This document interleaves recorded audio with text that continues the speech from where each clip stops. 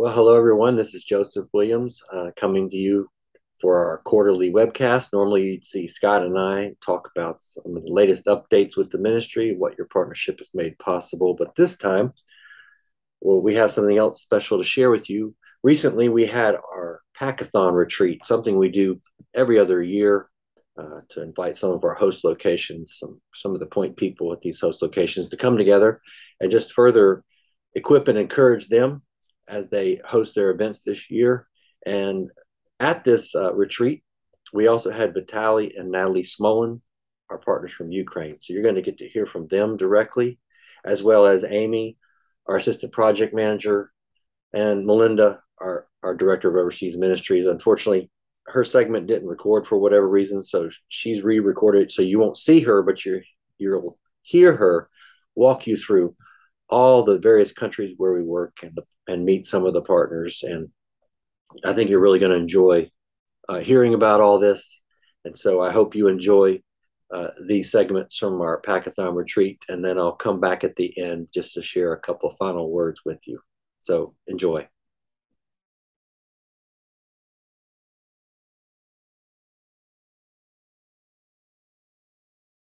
Well, again, we're so blessed to have Vitaly and his beautiful wife, Natalie. She's a blessing to us. And their three beautiful daughters. Girls, where are you? They're all the way in the back.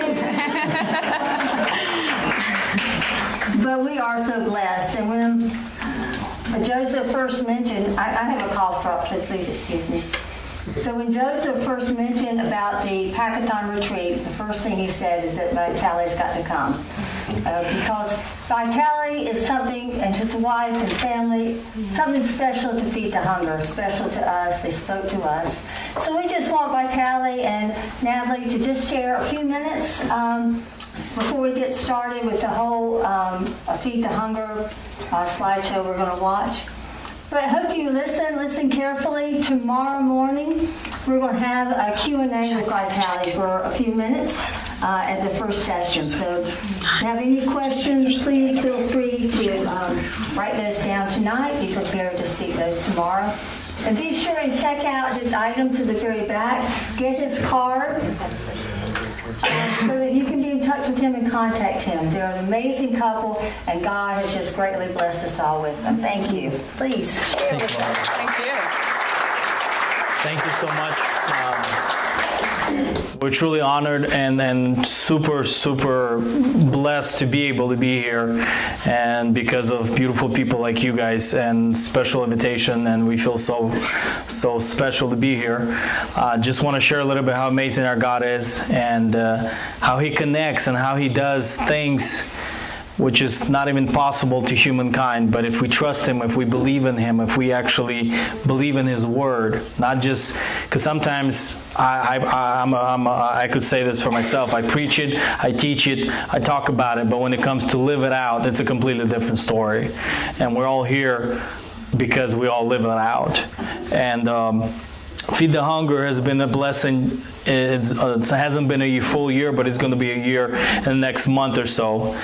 And they've been a blessing. I mean, we're going to go down the pictures in the list. And one way or the other, they've been a blessing to the Ukrainian people, or to us as a family, or to the God's ministry that we run in Ukraine. And the most amazing part for me about these meals, I'm glad there's some here. It's, like we never thought when the first time I ever touched one of these, like you just don't know, oh, okay, it's a meal. Machine does it, awesome, China, whatever, But then, I'm just being honest, right? Most of the stuff these days. But then when we found out, every meal is prayed for. Yeah. Every meal has a heart. Every meal has a person that's attached to it. Before we even receive it, it's been prayed for. Everything we do with this meal is in Jesus' name. And it's not just a meal. It gives a nutrition and a balanced meal, but it gives so much more. it gives a blessing of the skies, because everything we do on our end is in Jesus' name. It goes through pastors, chaplains, deacons, somebody that loves the Lord more than their lives, because that's the only way they're still in Ukraine. Right. And to have something this amazing that has more than just nutritional fact to it, it has a spiritual side to it, it's truly amazing. And it's the only way possible because of you guys, because of dedicating your time, your finances, opening doors. This is possibility. It's not just a meal, because a machine could do this. We live in an age, anything's possible. But it's like hearing about the story, generators, sweat. Who needs this these days? You guys do. So it's more than a meal. And then we're just so honored, especially being here and hearing and learning more. Like we're part of this amazing big family that loves people and love God. And we could have a little part in it. Not a little part. Over 2 million meals. That's not a little part. That's a big part. So we're going to play the little video, and Natalie will kind of talk about the photos, and we'll go from there. I'll be quick, I promise. All right. So as you guys know, the war started in February the 24th, and everything that Open Door Foundation has planned through the year, it kind of crashed a little bit. So it shifted a lot, and we had to figure out what we wanted to do. So after a week, we figured out that we need to open a shelter in Ternopil. So within 3 months, we sheltered 2,200 families, provided 3 meals a day per person, plus whatever essential needs that they needed. We provided that for them. We also sheltered 42 orphans, plus 8 of their staff for the 2 months that they had to flee from the east. We also had a dental clinic that 2 dentists from America came for 10 days. They had 80 patients that they worked on, orphan children, refugees, IDPs, or the soldiers. We also had the pediatricians that came and helped with the children that were in our shelter. We have a shelter in Poland that we have 5 families that are living there for 1 year rent-free. We also did awareness for human trafficking in Poland. We purchased an elderly home, evacuated 35 elderly with 3 families that are caregivers. We purchased a vehicle for a lady that works with the special needs children in our town. As the war progressed, we still continue visiting the orphanages, bringing them the spiritual support. We supported a bakery. We baked 40,000 loaves of bread, and we passed out. We have a huge chaplain ministry that my husband is involved in. Feed the Hunger went all the way to Kharkiv region. And again, 2 million packages. That is amazing. So the Feed the Hunger pretty much has been on every region except the one that borders Hungary, because that's been the safest. But the meals been through the entire country since they started sending the meals. And at this point, we focus only where the greatest need is, which is the northeast all the way down to southeast. That's where the meals are kind of... Right now, we're pushing them there. So we were supposed to open a sewing factory to sew winter jackets for the children. That stopped, so we had to switch our gear to, we started making body carriers, and we sewed body armor carriers, thank you. We sewed 1,500 of them. We purchased a van for a foster family.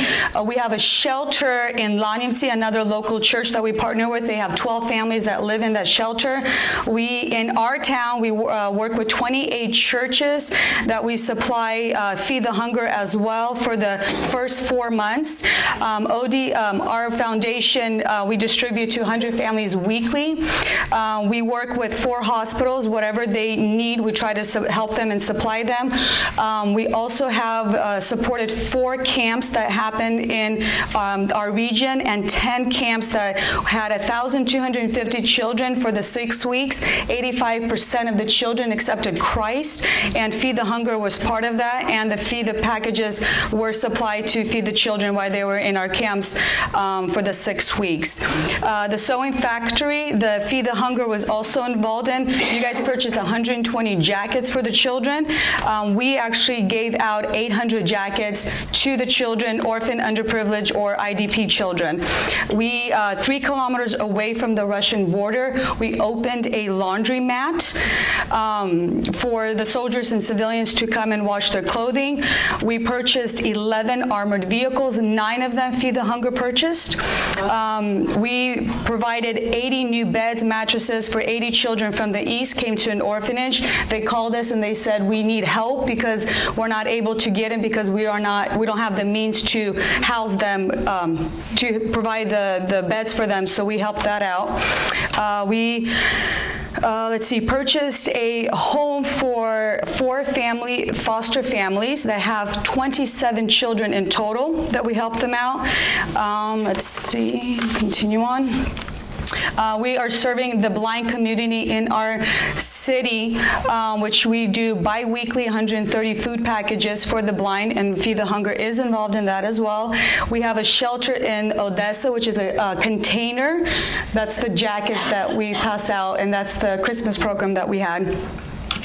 Feed the Hunger provided the funds as well for the container city. The Christmas program Walk Through Bethlehem, you guys were part of it as well. We had for 5 days, 1,200 children went through the Christmas program. We drilled 2 wells in Mykolaiv and Kherson region. And we partnered with Samaritan Purse. They drilled additional 18 as well. We purchased 3 truckloads of wood for the heating for the winter, and then we also provided in Odessa 2 tents for the refugees or IDPs to come and warm up, recharge, and also get an encouragement word or a spiritual word from the local church. So everything we kind of talked about it, there's a lot more. And the thing is, we have a problem of saying no. Knowingly we could help, but God's been so good to us. We started with just me and her, 2 crazy Americans that just believed in what God said, and some people said we're crazy. 13 years later, this is what God could do when you're obedient and you're going to trust Him with everything you have. You're going to put everything on the line. We've been blessed because God prepared us for 13 years to do what we're doing right now. We have 9 employees at the factory sewing jackets for the kids. We have 4 employees for the foundation. We couldn't even dream of that a year ago.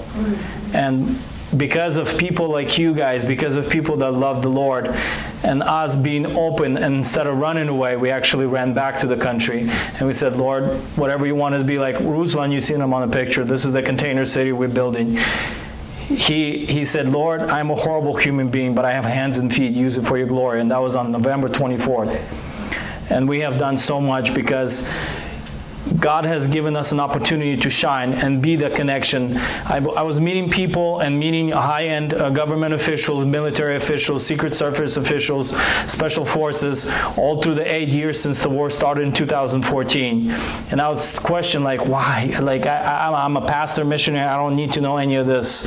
Not so nice people. But when this actually became a reality, all of these people I have built trust in 8 years.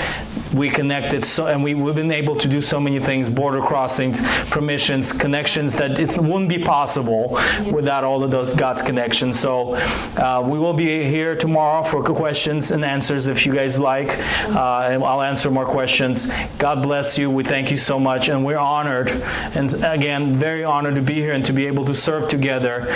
And this, for me personally and for my family, this is so awesome because we can rest a little bit, and at the same time to see, you know, because when we met Melinda in Ukraine, and I went and met Joseph and his team in Graham, okay, you don't know a whole lot. We've only been working together not even a year.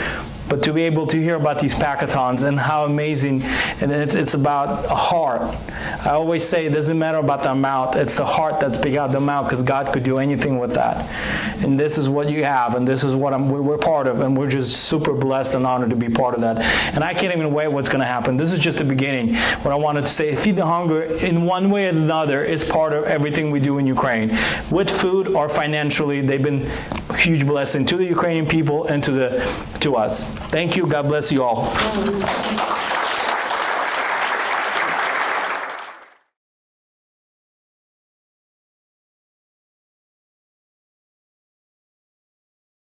So our EduPack program started in 2020, and it is a brand new backpack with a packet of school supplies.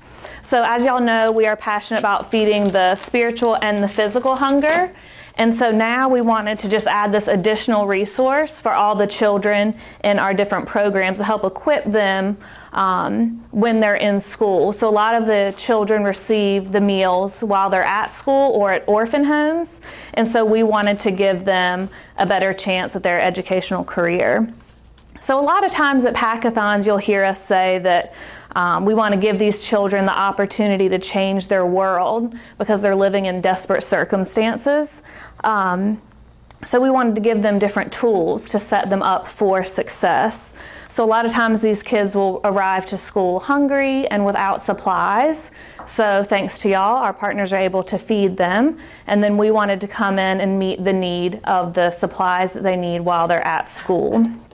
So as y'all know, a lot of the countries that we work in and the places where our partners are, they have limited access to supplies. And even when there are supplies, the teachers and the parents struggle to provide those. Oops. So we spent some time doing a little bit of research and surveying all of our partners. If we were to come up with an educational pack, what would they want in that? And so we have 9 items that we have put together. It's a folder, notebook, ruler, pencil pouch. We have crayons, pens, sharpener, erasers in this packet. And so right now, our current model is $20, and that's for the supplies, the backpack, shipping it, and in-country distribution. And when we can, we also provide a Bible with the EduPack. So it has been a huge success, and the kids absolutely love it. They like that they don't have to share supplies, that they get to start off their year with their own supplies, and they enjoy taking the backpack, using it at home and at school, so they've really liked that. So far, we've distributed the EduPacks in Haiti, Sri Lanka, Ghana, and Jamaica. And how we've currently been doing it is we'll have kind of a Packathon style where we'll have volunteers come to the office or over at Holly Hill Mall, and they'll put together these packets. But instead of putting the supplies in a food packet, they put them in the pencil pouch and kind of pass it down the line. So it's a similar layout. And again, it's a growing program that we're just really excited about and hope to expand it more into more countries. Our second packet here is our hygiene pack. So again, we're feeding the spiritual, physical hunger, equipping children with school supplies, and now we want to give them a health boost with this packet here. So in this packet, we have 4 essential items. We have the washcloth, soap, toothbrush, and bandages in this packet. And again, we took time reaching out to our different partners in different countries to see which supplies would be most meaningful for the children in their programs, and this is kind of what we came up with. You'll notice that in this packet we have 4 items, and our food packet is 4 ingredients. So this makes it really easy to set this up just like a food packathon, but instead doing the hygiene pack. So we've been working on getting that down, and so other churches can work on packing these. We also have in here a demo card that has some little cartoon drawings on here showing the kids how to use each item in case they're unfamiliar with some of the items. And then we also have the hygiene pack on here in several different languages depending on, so whichever country we send it to, they're able to read and understand what it is. And so far we have distributed these in Haiti, Bangladesh, Jamaica, Ukraine, and Sri Lanka. And as Melinda was saying, we recently got back from Bangladesh, and our partner was just so excited to see and hear about these hygiene packs. He just said that it was going to make the world of difference, especially in the children's homes. We introduced these to the boys' home there while we were there. We were able to distribute some in the girls' home. And as Melinda talked about, the Rohingya refugee camp, this could just really change people's lives with just the simple packet here. A lot of them don't have access to these items, And as y'all know, poor hygiene can lead to sickness, infection, missed days of school. And so we really want to give these children a health boost and give them this tool. So our new partner from Ghana came to the office, and we shared with him about the hygiene packs, and he's really eager to get some of these on his next container. So we're hoping that that's going to work out. So I just wanted to thank each and every one of y'all, because without y'all, we could not be distributing these additional resources.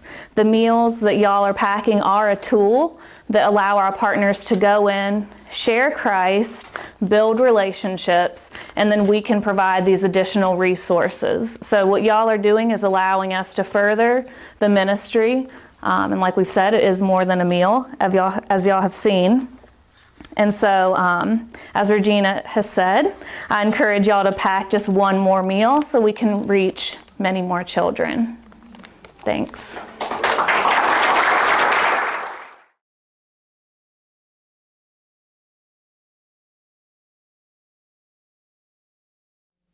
So what happens after the pack-a-thon?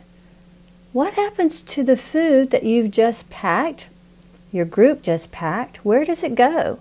What do we do with it? And what other work is Feed the Hunger doing around the world? Well, first, let's take a look at this map. As you can see on this map, all the countries in orange are countries that we have been working in 2022. Anywhere from the U.S. to Bolivia to Western Africa, Eastern Africa, Ukraine, India, Mongolia, Nepal, Myanmar, Vietnam. Many countries that you can see there we have been working in. Some of these countries have received food. Others were not able to get food within that country due to government reasons or logistic reasons. But first of all, what happens to your food after the pack-a-thon? Where does it go? Once we finish with your packing event, we load it up into a truck, and then it is trucked back to our warehouse in Graham, North Carolina. There it is offloaded, and as you can see in our warehouse here, a peek inside our warehouse, you see the flags we have hanging, and so many more need to go up, but these are some of our flags. And you can see the product there, the pallet jacks and the product there. This is getting ready for another packing event. But you can see the food on the right, the pallets that are stacked up and they're lined up on the right. With the food on the right, the pallets are the finished food products, so they've already been packed. But what happens to those? Well, first of all, we have got to have 32 complete pallets to ship to another part of the world. We ship by 40-foot containers, and each 40-foot containers will hold 32 pallets of food. So then we've got to decide which country is going to be receiving the food. We've got to decide what food product they're going to be receiving. Is it going to be one food product or a combination of food product? Is it going to be all rice and beans? Or will it be rice and beans and rice and soy? Or rice and lentils and rice and beans and even pasta? What food product is the partner going to be receiving? Once we have that worked out and we have 32 pallets, then we're ready to send a container of food to somewhere around the world. So we acquire a sea container. As you can see in this picture, it's being loaded by Caleb and John, who do a tremendous work in getting our pack-a-thons organized, but also getting our food prepared and stacked inside the sea container and ready to be shipped. So once the sea container is loaded, it is then shipped to Norfolk, Virginia. So our truck driver will take the sea container up to the port in Norfolk. From there, it will be offloaded and it will be put on a ship. As you can see, this ship is loaded with containers. They're all stacked up and ready to go. Now, if the food is going to the Caribbean, it may take 7 to 14 days to get to the Caribbean. It will make a few stops along the way. If it's going to Ukraine or in that part of the world, it may take 35 days. If it's going to Asia or Africa, that could take anywhere from 42 to 51 days. So the container will ship will cross the ocean, and it will make a few stops along the way before it gets to the designated country. Now this year, as you know, we sent food to the Ukraine, and at the beginning of the year we were able to partner with Ukrainian Freedom Alliance in partnership with UPS. Now they generously provided us the way to get our food to Ukraine quickly. They allowed us to put 2 full sea containers on their plane.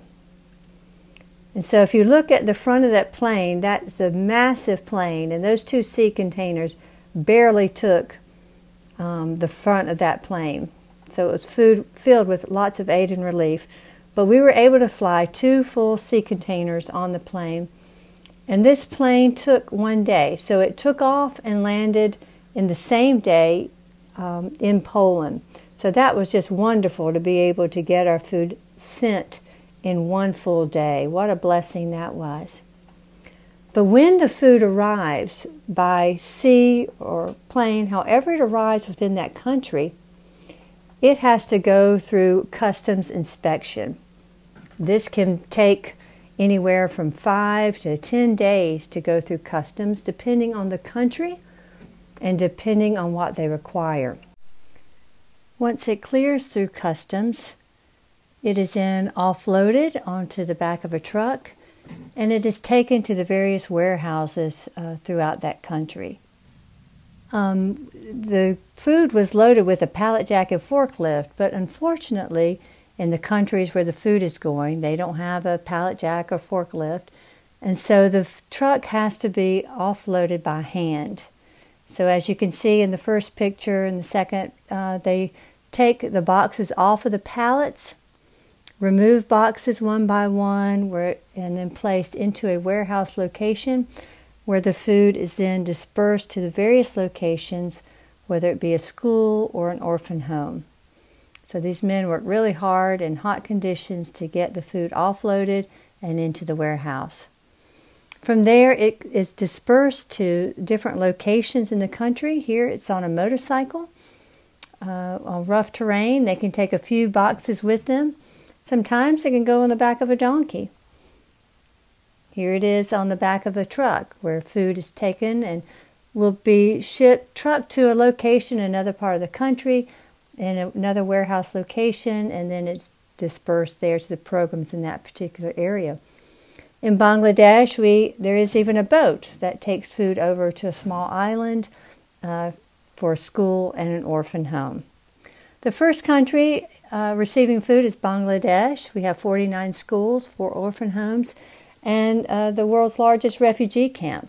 This is 1.2 million Rohingya refugees. These are people who have fled from the country of Myanmar into Bangladesh, and they are in an area of 600 acres, fenced-in area, and that's where they have to remain. Well, the only way that they get food is through Feed the Hunger and a couple other organizations. So we're glad to be able to help these refugees as well as the many schools and aid and relief that has taken place. This is our partner Samuel, and he does a tremendous work and has a great team under him who helps get the food dispersed and who helps get photos and reporting to us showing us how the food is used.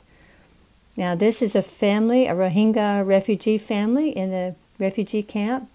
As you can see, this is their home. This is just a tiny square, but they have a box of food. So that food will last them many days, help their family as well as their neighbors.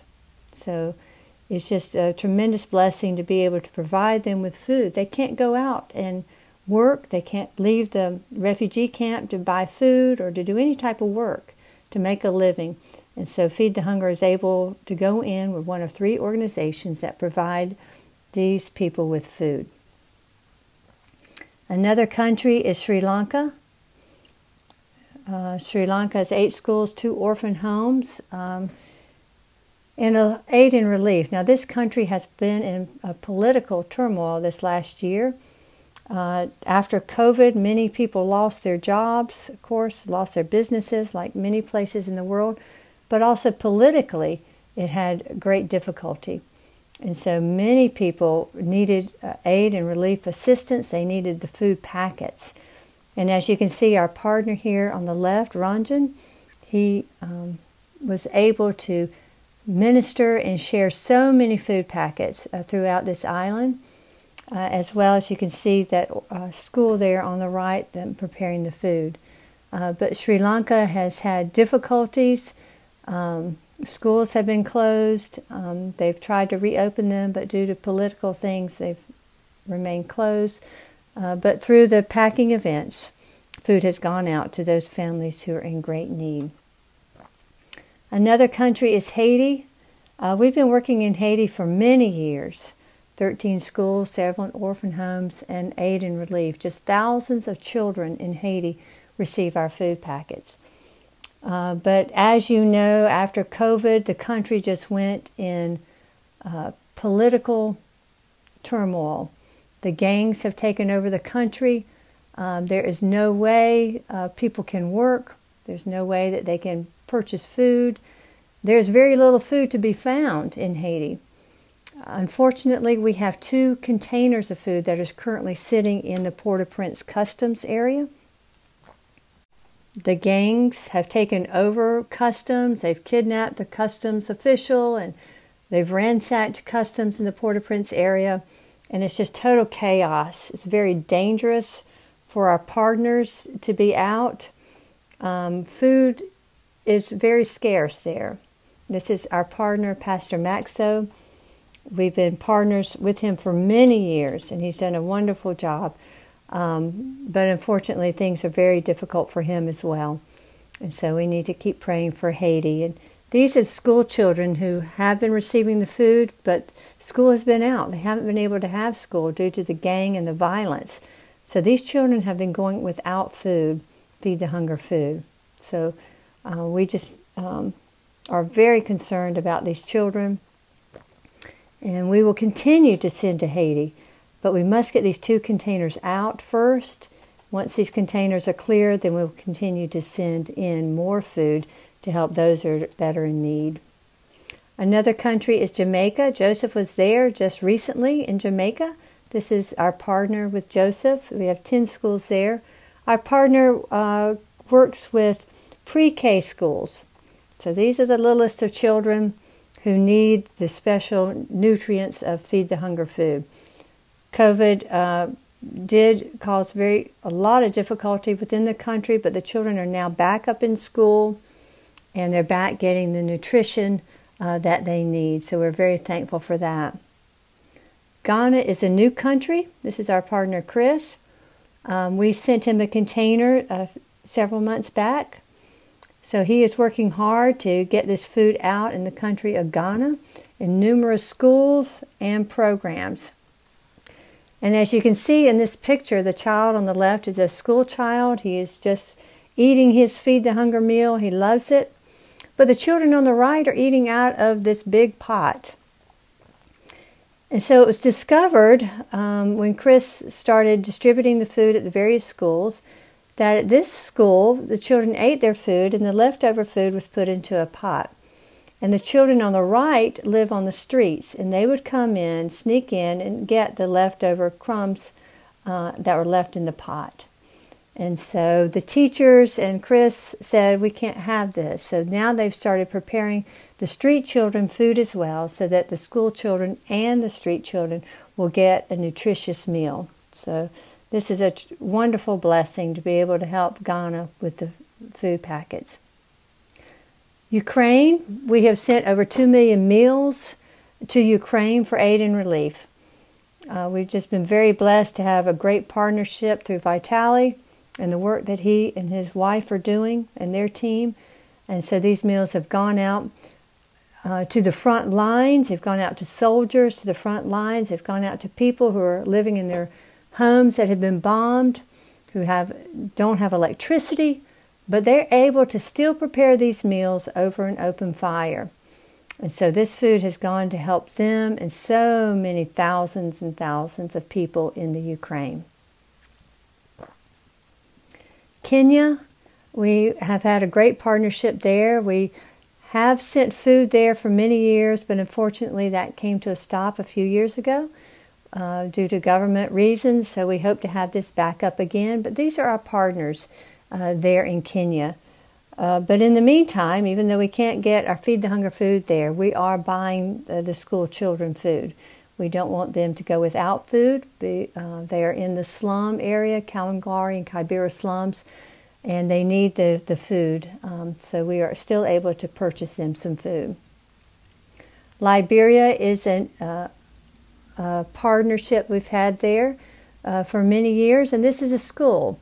They do not receive Feed the Hunger food. We are providing them, purchasing them food. We hope to have a container of food sent to them in the next few months so that they'll start receiving the nutritious and healthy Feed the Hunger food at this particular school, and also with aid and relief, being able to help these children get a meal each day. Kentucky. We have been blessed to be able to work in Kentucky in partnership with Christ Hands and Marizo Ministries. We do a lot of backpack programs in 9 counties of putting a Feed the Hunger food packet in a backpack on every Friday in the children's backpacks. But not only that, during disaster, as you recall in 2022, there was tremendous flooding within the state of Kentucky, eastern Kentucky. And so the food packets were able to use to go out to numerous pantries and locations to help people in need.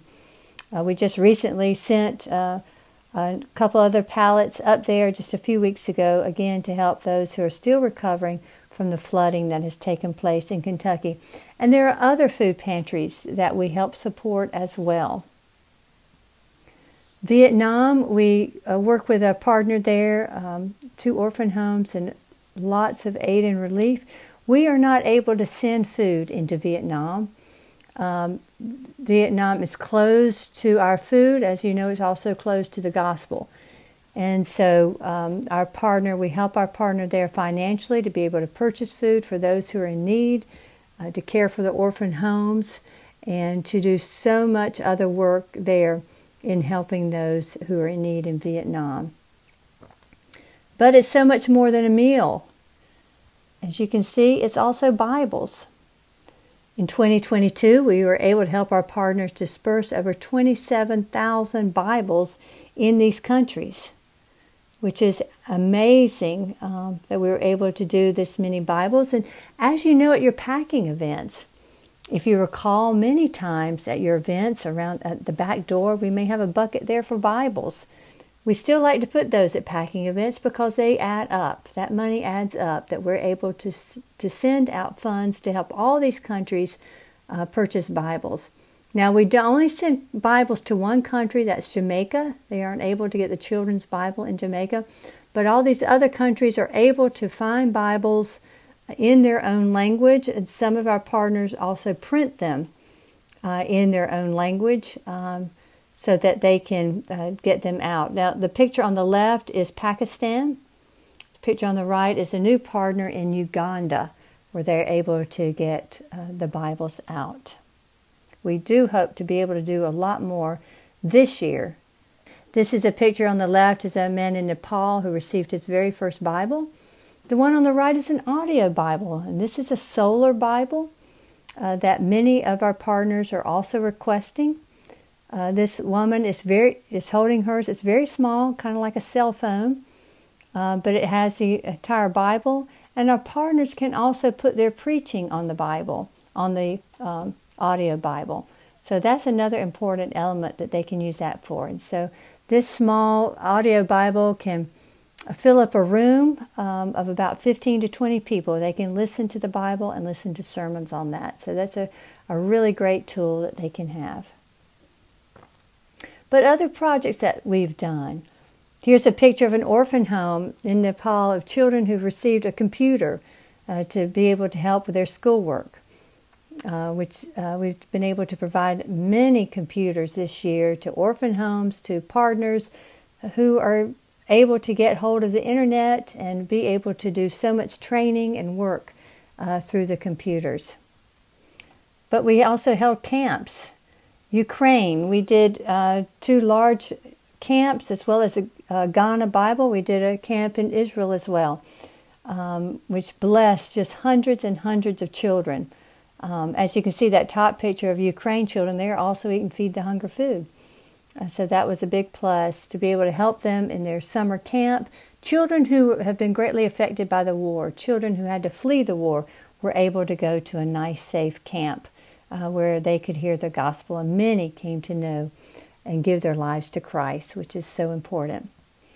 We also were able to help supply many of our partners with motorcycles, and evangelists with motorcycles, to be able to get around quickly, easily, and safely.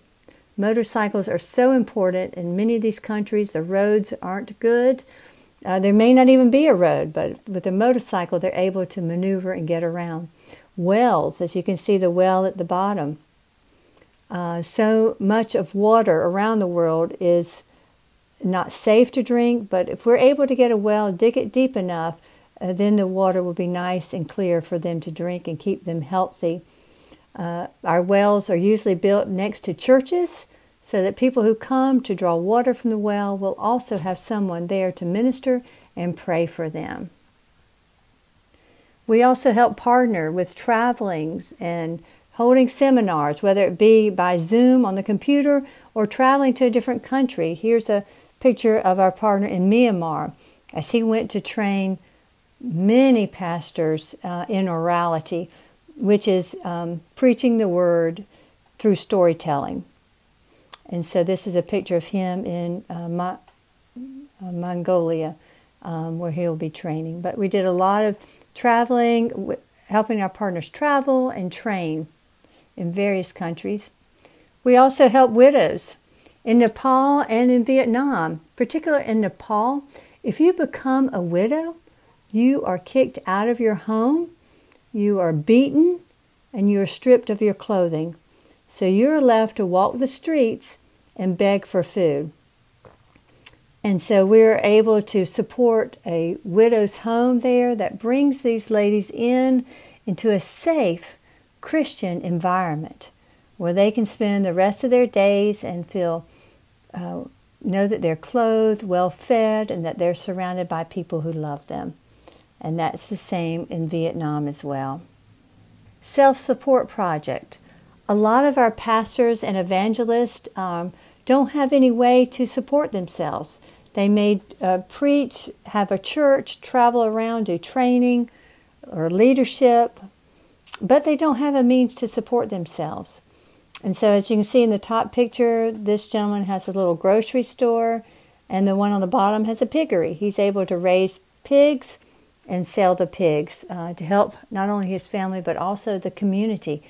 So there are many self-support projects, including in Kenya we have a large farm where they have a lot of fruit trees and they grow a lot of vegetables to help their community. So we also want to help those to continue to minister, but also to be able to support themselves and their family as they minister. But aid and relief continues to be a problem all over the world. The need is great. That top picture is of Bangladesh, and the bottom picture is Kentucky when it had all that flooding. If we can somehow help these families during their difficult time, difficult crisis, we want to be there to help them with their urgent need at that time. Hospital. We have one clinic in Bangladesh and then a hospital in northern India. We were able to help finish a floor at this hospital in northern India, as well as to help to purchase equipment, NICU equipment for babies that are being born and their special needs. So that was a blessing this year to be able to help them with that. Ukraine was a big part of Feed the Hunger this year, as we were able to purchase winter coats, several hundred winter coats, blankets, generators to help the people in Ukraine, 6 vehicles to be able with food distribution, but also rescuing people from certain areas, purchase heaters. We did purchase a container that had been converted into a home so that a family could live there, purchase computer equipment, and provide lots of food, help with pastor training and relief, and so many other things in Ukraine. Ukraine was on our hearts in the forefront, and we were really able to bless them this year. We hope to continue to help their needs as they continue to come forth. But we also have helped here in the States, and that's through disaster relief, things that happen in the States. And one of our partners is Operation Barbecue Relief. They have been a great partner during disaster here in the States, whether that be hurricane, flooding, or fires, tornadoes. Wherever the need is, Operation Barbecue Relief is there, and we supply them with our food boxes. And so as you can see in this picture, they cook up the food boxes in these large cooking stoves, and then they pack them up, and then they're sent to various locations for those that are in need. But we also did a lot in Kentucky. We do a lot of food pantries who are also in these particular areas that may have a need. They reach out to us, and we'll be able to supply them with the box food if they need it. And so that's important that we help the people here in America as well as around the world. Thank you to all of those who participated in packing events to provide food for so many thousands upon thousands of people around the world. You provided that nutritious food, you packed it, you prayed over it, and now so many people are receiving this food, receiving a warm meal, and getting the nutrients that they need. Thank you so much for all those who packed food. Thank you also for all those who donated towards Bibles so that we could send out funds so that our partners could purchase Bibles all over the world. It is so important that we get the Word out, the Word of God out into the hands of the people so that they can read and study and draw closer to the Lord, and they can share it with their family, with their neighbor, with their country. And that is so important that they have the saving knowledge of Jesus Christ. Thank you also for those who donated that we could do these many other things of providing computers, motorcycles, cars, winter coats, generators, blankets, aid and relief, self-support projects, elderly homes, so many other areas that Feed the Hunger works in. Thank you for all those who donated financially to help those who are in need. And thank you for all those who prayed for Feed the Hunger, who've been praying for our partners and the programs. We could not do this without your prayers, praying for the packing events, praying for the Feed the Hunger staff. We could not do this without you. Thank you so much for being obedient to the Lord and praying on our behalf and on our partners' behalf and children's behalf. We are blessed because of you. We are blessed because of your partnership in reaching around the world. Thank you again for all that you have done to feed the hunger and to care for those in need. God bless you. Well, I hope you were really encouraged by all that you saw and heard about. This is wonderful work that's taking place thanks to your partnership and these wonderful people that just love the Lord and give themselves so sacrificially to help at-risk children and many other folks who are in need. So normally at the end of these webcasts, we share with you maybe a prayer request or two that we have, and I want to share those with you now. The first one is a lot of the staff are dealing with family members who are sick. Several of us are caring for aging parents, one or the other or both. And so we would just appreciate your prayers as we try to properly juggle family and ministry, which is an ongoing challenge for all of us.